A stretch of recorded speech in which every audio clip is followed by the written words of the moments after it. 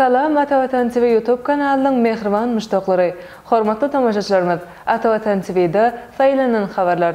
Habarymyzyň 2022-nji ýylyň 8-nji oktýabrdaky sanyny garaşly dowlatlaryň arkalaşygy ýurtlary milli pul birliklerine tawda etmekçi. Astraliyaly alymlar aýda ösümlik ýetişdirmegi meýilleşdirýär. Ýewropada ýeketek zaryat berji bolar. Seyahatçılığı işçileştirmek için muğut aviapetek paylar ýaly habarlar ýetirýäris. Gelinginde bolsa habarlarymyzda giňişleýin teredip geçelim. Garaşly dowlatlaryň arkalaşygy ýurtlary milli pul birliklerine sowda etmekçi. Russiýa Federasiýasynyň Sankt-Peterburg şäherinde garaşly dowlatlaryň arkalaşygynyň dowlat başlyklarynyň resmi däl samiti geçirildi. Onuň işine Türkmenistanyň prezidenti Serdar Berdimuhammedow hem gatnaşdy. Ýokary derejedäki duşuga gatnaşmak üçin Sankt-Peterburga Azerbaýjan Respublikasynyň prezidenti Ilham Aliýew, Belarus Respublikasynyň prezidenti Aleksandr Lukashenko, Gazaqstan Respublikasynyň prezidenti Kasym-Jomart Tokayew, Tejikistan Respublikasynyň prezidenti Emomali Rahman, Özbegistan Respublikasynyň prezidenti Şawkat Mirziýaýew, Ermenistan Respublikasynyň premier-ministri Nikol Pashinyan hem geldiler. Garaşly dowlatlaryň arkalaşygynyň dowlat başlyklarynyň Sankt-Peterburg şäherine resmi däl samitini geçirmek indi asyrly däwe uruldy. Geljek hepde Gazaqstanyň başlyklyk etmeginde garaşly dowlatlaryň arkalaşygynyň dowlat başlyklarynyň her ýyl geçirilýän samiti geçiriler. Şonuň öňsirasynda geçirilen samitde çykşadan Russiýanyň prezidenti Vladimir Putin sowda maýy goýum hyzmatdaşlygyny ösdürmegiň zerurdygyny bellädi. Ol özara hasaplaşyklaryň milli pul birliklerini amala aşyrylmagynyň bolganda ul üstünlikler gazanmagy mümkinçilik berjekdigini bellädi. Vladimir Putiniň belleşi ýaly geçen ýyl Russiýa bilen garaşly dowlatlaryň arkalaşygy dowlatlarynyň arasyndaky sowda dolanşygy 30 göterim artyp 96 milliard dollara deň boldy. Şu ýylyň birinji ýarymyna ýene-de 7 artdy. Şeýlehem Vladimir Putin Gazaqstanyň prezidenti Kasym-Jomart Tokayewiň Russiýany ilerletmek boýunça gurama döretmek baradaky başlangyjyny gollady. Ozal 2023-nji ýyl garaşly dowlatlaryň arkalaşygy dowlatlaryny Russiýanyň ýeri diýilip eglan edilendigi hem bellenip geçildi. Awstraliýaly alymlar aýda ösümlik ýetişdirmegi meýilleşdirýär. Awstraliýanyň alymlary aýda ösümlik ýetişdirmek üçin täze kosmos saparyny amala aşyrmagy gözüňde tutýar. Bu syna işlerini 2025-nji ýylda ýerine ýetirmek meýilleşdirilýär. Keslen şäheriniň Tehnologiýa Uniwersitetining biologi Brett Williams ýetişdiriljek ösümligiň tohumy ýeriň hemrasyna Bereshead 2 kosmos gemisiniň kömegi bilen eltiler.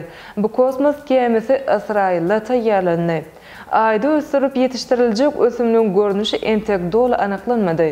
Alymlar aşa şertlere oňa çydamly we çalt ösýän tohumlary saýlamagy maksat edinýärler. Şeýle ösümlikleriň biri Awstraliýada uzak wagtlap suwsuz ýaşap bilýän ösümlik otu bolmagy mümkin. Ösümligi germetika gawa ýerleşdirip, onu ösüş depkini gözegçilik etmek meýilleşdirilýär. Bu syna işleri aýda ýaşaýyş şertlerini öwrenmekden ibaret bolup durýar. Geljekde kislorodun, azık önümleriniň we derman ferişdeleriniň önümçiligi üçin aýda ösümlikleri ösdürip ýetişdirmek gözüňde tutulýar. Alymlar ösümlikleri ýetişdirmek üçin işlenip düzüljek tehnologiýanyň diňe aýda däl, eýsem ýer şaryna hem ulanmak mümkinçiliginiň boljakdygyny belläýärler. Ýewropada ýeketek zaryat berji. Strasburgda geçirilen Ýewropa parlamentiniň baş assambleýasynyň mejlisinde USB-C, mikro USB we Lightning ýaly ödürli elektron enjamlarynyň zaryat beriş portlaryny standartlaşdyrmak we elektronika galynlary azaltmak maksady bilen kanun taslamasy aralyp basatlaşyldy. Parlamentiniň deputatlary 602 hawa we 13 ýok ses bilen smartfonlary 1000 zaryat berjek kanun taslamasyny tasdikladylar. Indi Ýewropada kanun boýunça USB-C göçme elektronika üçin täze zaryat beriş porty bolar. 2024-nji ýylyň ahyryna çen ähli täze smartfonlar, planşetler, sanly kameralar, naushniklar, göçme video oýun konsollary, gürleýijiler we klawiaturalarda USB-C zaryat portlary bolar. Şeýlelikde dürli elektron enjamlaryna ýekeje zaryat berji ulanyp bilinär. Sarp edijiler her täze enjam üçin kabel we zaryat berji enjam satyn almaly bolmazlar. Bar bolan kabeller we zaryat berjiler dürli enjamlarda ulanyp bilinär. Çalt zaryat beriş ulgamlary hem şoňa laýyk bolar. Enjamlaryň çalt zaryat beriş ulgamlary hem sadaşdyrlar. Düzgünnäme 2026-njy ýylyň ýazyna notebooklarda ýaýlanýar. Bu programma elektron galynlaryny azaltmagy gönükdirlenir. Kanun Ýewropa Geňeş tarapynyň resmi taýdan tasdiklanandan soň The Bee jurnalyna çap edilip, resmi ýagdaýda güýje girer. Seyahatçılık işçileştirmek üçin mugut aviapetek paylar. Gangkok'un hökümeti seyahatçılık puduğunu höweslendirmek maksadı bilen 500 000 avia biletleri mugut paylamagy meýleşdirýär. Bu barada yerli gazetlerde degişli maglumat ýerleşdirildi. Berilýän maglumata görä enneki ýylyň başynda mugut aviapetekleri paylama kampaniýasyny geçirmek gözüňde tutulýar. Gangkok'un hökümeti umum bahas $254 milyon barabar bolan 500 000 aviapetek mugut verir. Bu aksiya Gangkok'a has köp seyahatçy çekmekden ibaretdir. Gangkok'un hökümeti koronavirus bilen baglanşykly ähli çeklendirmeler ýatyrdy. Mugut aviapetekler Gangkok'a gelmek isleýän seyahatçylary däl, eýsem gidýän seyahatçylary hem berler. 2022-nji ýylyň 8 aýynda Gangkok'a 184 000 seyahatçy geldi.